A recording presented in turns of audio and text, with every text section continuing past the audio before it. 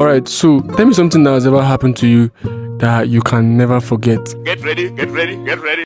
Okay, that would be the day my dad asked me for money and I said no. And that no almost made me an orphan while growing up. I don't understand.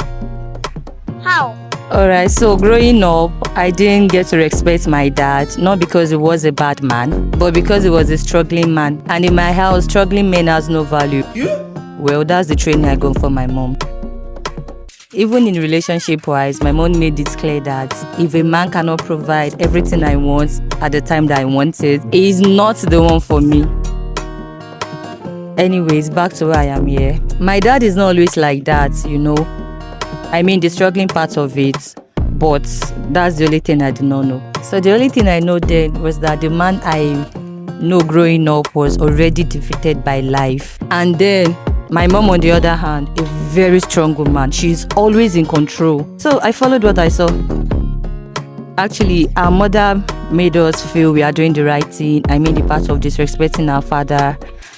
And my siblings and I grew up respecting only our mother because she is footing the bill, like paying the school fees. I don't know if you understand what I'm trying to say. Carry on. So when I got into the university, my mom told me she got me a scholarship, and I believed that because I know she was capable and I respected her more. And I completely lost my respect for my dad, and that was like a normal thing in the house, like I said before. So we don't have the capacity.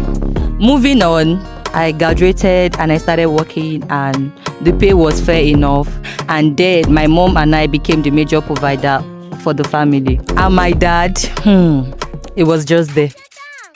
So one day my dad called me one side and told me to borrow him some amount of money to start something small, at least to kickstart afresh. And obviously he doesn't want to ask my mom, maybe based on some personal reasons. I look at this man, I mean my dad, with irritation, and in my mind I was like, how can a father be asking his daughter for money instead of giving her money? And I told him I don't have. Meanwhile, I had a lot of money that I kept with my mom. Actually, there's only one good thing that I've learned so far from my mom, is saving habits. Carry on. When I told him I don't have money, he said okay. He just said okay and he left. The months passed and he got a driving job in a company. The job was really, really stressful. I mean, Monday to Sunday he's always at work, no rest. So one day at work, my dad collapsed and he was rushed to the hospital, of course by the company, and he was diagnosed with a heart attack. Thank God the company that hired him has health insurance for their staffs and other 3 members. So my mom, myself and one of my siblings were registered and the bills were covered by the company. I think it's called HMO. Yes, that's correct. And my mom, well, she visited this man once and never went back. So it was my daddy's sisters that looked after him all through his stay in the hospital. And in fact, let me tell you something. My mom told us not to go to that hospital again, that they will not allow us. And of course, even me, I don't feel like going. So I believed her and I followed her instruction. Until one day when my dad called me to come see him. Well, I didn't tell my mom and I went to see my dad. So when I got to the ward, I met my dad's younger sister. This woman and my mom, they know they always settle. They are just like cat and rats. Even us, the children, we don't know why. We never bothered to ask why, so we left them. So I greeted her and my dad pointed at a chair and asked me to sit down. So he started by asking me questions that I cannot remember answering. He said, where did I get it all wrong? I was just mute and he said, let me just tell you what you don't know about me. And that was the first time I heard my dad's side of the story. He said, I'm not always like this. He said he used to work at a branch of CBN. Well, not a very big job, but as a security. He said people used to look down on that position, but that particular job fed him and his family. So he also said, apart from his salary, that he's got connection. In case people are in need of meat cash, there is a way he will get it for them, and obviously he will get his own part of the share. And that was how he gave mostly from the job, and he even got a car from that job. Are you serious? He went for that and said the day things went real bad for him was the day he got his biggest meat deal ever. How? it was his wife's brother, I mean my own uncle, that told him that someone is in need of 700,000 naira meat cash, and that person will be paying him 1 million naira in return, and obviously the 300k will be for him. It sounded like an easy profit. Of course, it's coming from a family member. So my father trusted my uncle. So my dad borrowed 700,000 naira cash and arranged to mint. So he called my uncle and told him the mint is ready. Then they set out to deliver it. So he said he drove to 1 hour out of the city, and that little did he know that he was driving right into his destruction. Damn. So my dad said he became uncomfortable and he started asking questions. But my uncle keeps telling him that once they pass this bush. Unfortunately, that was the particular bush they didn't get to pass. He continued and said they got to a place that my uncle said he wants to ease himself. Then immediately they stopped. Out of nowhere, 8 men came and they attacked them. Like they beat them, collect the mint, their phones, and well, luckily for my dad, they didn't collect his car and they left them stranded.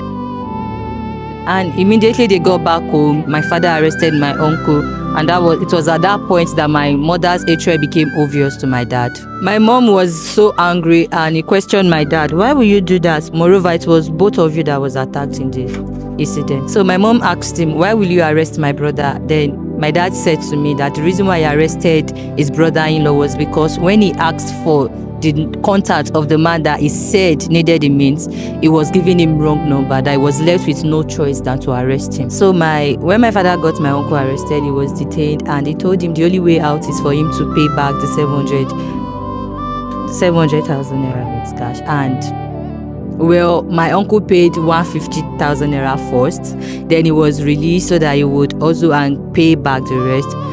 My dear, till today, my dad didn't get to see the balance.